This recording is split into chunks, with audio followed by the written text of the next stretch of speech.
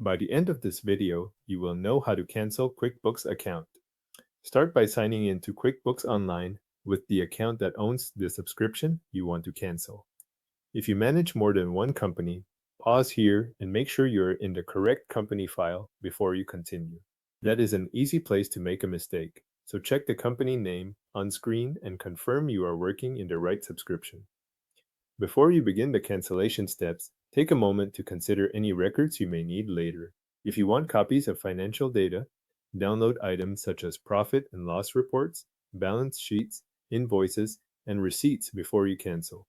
If your account includes QuickBooks payroll or tax-related features, make sure any payroll runs, filings, or other time-sensitive tasks are completed first, since cancellation can affect access to those tools. Once you are ready, go to the upper right corner and click the Settings gear icon. In that menu, select Subscriptions and Billing. This opens the area where your active services are listed. Find the QuickBooks subscription you want to cancel, then verify the company name and the plan details shown there. If you see more than one subscription, take an extra second to confirm you are opening the correct one.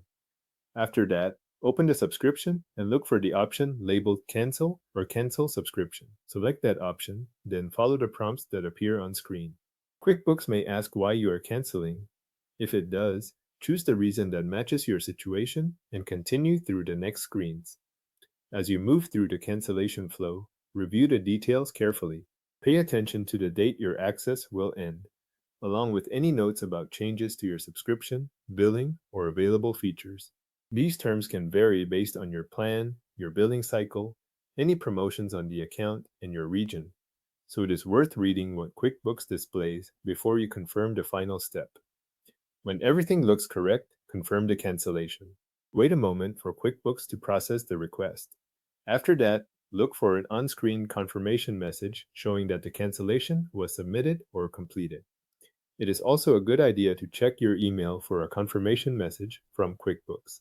Keep that message for your records so you have proof of the cancellation details and the effective end date if you need to refer back to it later. Thanks for watching. Your QuickBooks Online subscription cancellation is now confirmed and recorded for your records.